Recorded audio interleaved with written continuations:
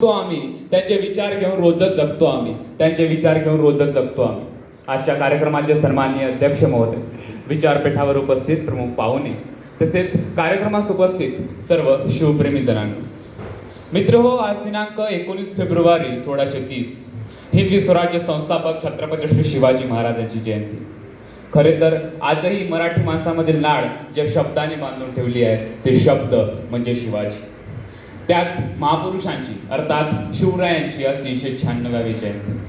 मित्रांनो, खरे तर महात्मा फुले यांनी 1869 साली शिवरायांची पहिल्यांदा समाधी रायगडावर शोधून काढली. इतकेच नव्हे तर तेव्हापर्यंत कुणीही शिवरायांना उपाधी देऊ शकली नाही. ती उपाधी अर्थात कुळवाडी भूषण म्हणजे शेतकऱ्यांचा सर्वोच्च मानबिंदू अशी उपाधी देऊन शिवरायांना गौरवान्वित केले. आणि त्यानंतर 19 फेब्रुवारी 1870 ला शिवरायांची पहिली भारतातील जयंती महात्मा फुले यांनी सुरू केली. त्यामुळे मला वाटतं की आज ही जयंती साजरी करत असताना महात्मा फुलेंना देखील स्मरावं. मित्र हो, छत्रपती शिवाजी महाराज हे केवळ हिंदुत्ववादी नव्हते किंवा मुस्लिम ज्येष्ठ नव्हते, परंतु आजही काही साहित्यामध्ये शिवाजी महाराजांचा जर आपण संदर्भ बघितला तर त्याच प्रकारे रंगवण्याचा प्रयत्न केला जातो. मित्रांनो, छत्रपती शिवाजी महाराजांचा सर्वात मोठा गुण कोणता माहिती आहे? छत्रपती शिवाजी महाराजांचा सर्वात मोठा गुण आणि सर्वात मोठी बाब म्हणजे शिवरायांच्या विरोधकांनाही खुद्द शिवरायांबद्दल वाटणारा प्रेम आणि आदर. मित्रांनो, जेव्हा शाहिस्ते खान स्वराज्यावर चालून आला तेव्हा छत्रपती शिवाजी महाराज त्याला धडा शिकवायला लाल महालावर मे 1663 ला हल्ला करतात, छापा मारतात आणि शाहिस्ते खानाची बोटं छाटतात.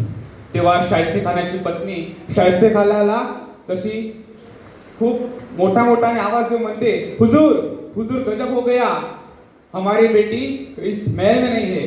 तेव्हा शाहिस्ते खान म्हणतो, फिकर मत करो, हमारी बेटी शिवाजी के मावले उठा के नहीं ले सकते क्योंकि वो उनकी नीति नहीं, और जब उठा के भी लेंगे ना तो भी फिक्र मत करो क्योंकि शिवाजी का ऐसा धर्म नहीं जो अपने दूसरे बेटी को उठा के लेकर उसका पालन पोषण अपने बेटे जैसे ना. मित्रांनो, विचार करा, औरंगजेबाचा मामा खुद्द शिवरायांचा कट्टर वैरी छत्रपती शिवाजी महाराजांचाच गुणगान करतो.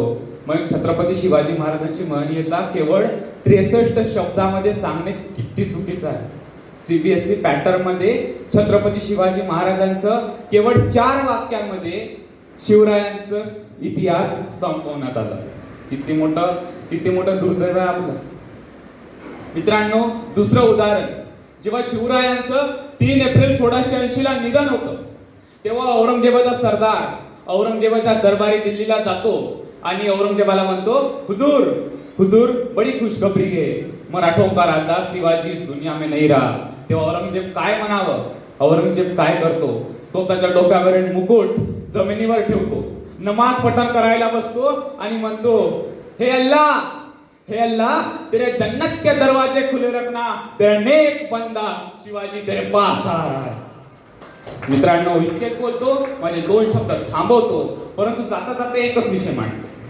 शिवाजी महाराजांनी हे विचार केले, परंतु आज आपण ते पाळू शकत आहोत का? आजची परिस्थिती पहा मित्रांनो, आज या महाराष्ट्रामध्ये अनेक युवक आहेत, परंतु आजच्या दिवशी 19 फेब्रुवारीला काही युवक भगवे सदरे लावतात, भगवा ध्वज हातात घेतात आणि जोरात काय म्हणतात, जोरात नारा देतात, जय भवानी जय शिवाजी.